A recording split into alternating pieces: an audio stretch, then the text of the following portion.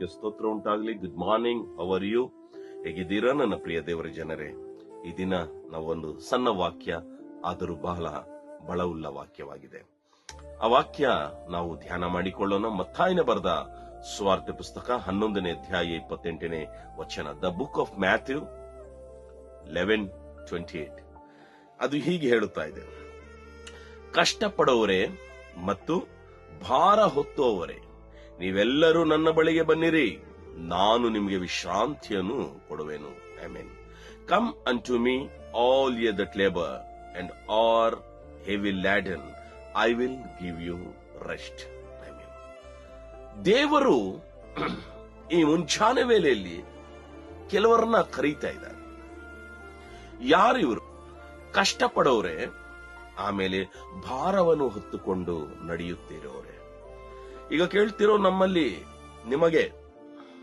ನಮ್ಮಲ್ಲಿ ಅನೇಕರು ಕಷ್ಟಪಡುತ್ತಾ ಇದ್ದೀವಿ, ಅನೇಕ ವಿಧವಾದ ಭಾರಗಳು ಹೊತ್ತುಕೊಂಡು ನಡೀತಾ ಇದ್ದೀವಿ. we are carrying a lots of burdens in our life. Amen. And we labor. We are heavy laden. Amen. ನಾವು ನಾನಾ ವಿಧವಾದ ಭಾರಗಳಿಂದ, ನಾನಾ ವಿಧವಾದ ಕಷ್ಟಗಳಿಂದ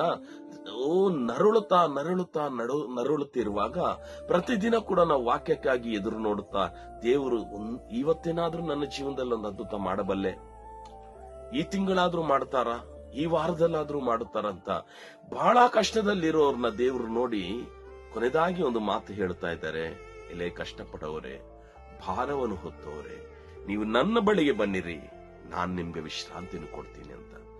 ಪ್ರಿಯಾತ್ಮೀಯ ದೇವರ ಮಕ್ಕಳೇ, ನನ್ನ ಸಹೋದರ ಸಹೋದರಿಯರೇ, ನನ್ನ ತಾಯಿಯಂದರೆ, ನನ್ನ ತಂದೆಯಂದರೆ, ನನ್ನ ಯವನ ಮಕ್ಕಳೇ, ನಾವು ನಾನಾ ವಿಧವಾದ ಕಷ್ಟಗಳಲ್ಲಿ ಈ ಸಮಯದಲ್ಲಿ ಇದ್ದೀವಿ. ನಾವು ಎಲ್ಲಿ ಬರಬೇಕು?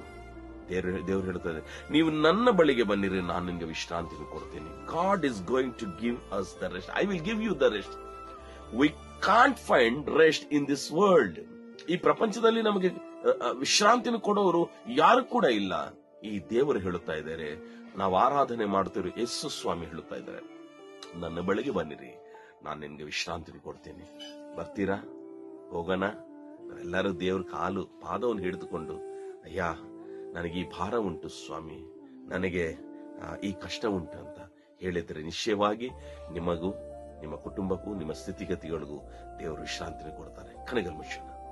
ಪ್ರೀತಿ ಸ್ವರೂಪನಾಗಿರುವ ನನ್ನ ಪ್ರೀತಿಯುಳ್ಳ ತಂದೆ, ನಮ್ಮನ್ನು ಬಹಳವಾಗಿ ಪ್ರೀತಿಸುತ್ತಿರುವ ಯೇಸುವೆ, ಅಯ್ಯ, ನೀನು ವಿಶ್ರಾಂತಿ ಕೊಡ್ತೀನಿ ಅಂತ ಈ ಮುಂಜಾನೆ ವೇಳೆಯಲ್ಲಿ ಹೇಳಿದ ಪ್ರಕಾರ ಮಕ್ಕಳೆಲ್ಲರೂ ನಿನ್ನ ಬಳಿಗೆ ಬಂದಿದ್ದಾರಯ್ಯ. ಅವರಿಗೆ ನೀನೇ ವಿಶ್ರಾಂತಿಯನ್ನು ಕೊಟ್ಟು ಸಮಾಧಾನ ತುಂಬಿಸಬೇಕೆಂಬುದಾಗಿ ಯೇಸುವಿನ ನಾಮದಲ್ಲಿ ಪ್ರಾರ್ಥನೆ ಬೇಡಿ ಹೊಂದಿದೆ.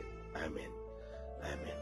ನಾಳೆ ಮರಳಿ ಇದೇ ಸಮಯದಲ್ಲಿ ದೇವರು ನಿಮ್ಮೆಲ್ಲರ ಮುಖದಲ್ಲಿ ನಗುವನ್ನು ಕೊಡಬೇಕಂತ, ಈ ದಿನ ಎಲ್ಲ ದೇವರು ನಿಮ್ಮನ್ನು ಕಾಪಾಡಬೇಕಂತ ನೀವು ಒಟ್ಟಾಗಿ ದೇವರ ಹತ್ರ ಪ್ರಾರ್ಥನೆ ಮಾಡಿಕೊಳ್ಳೋಣ. ಮುಂದೆ ನಡೆಯೋಣ.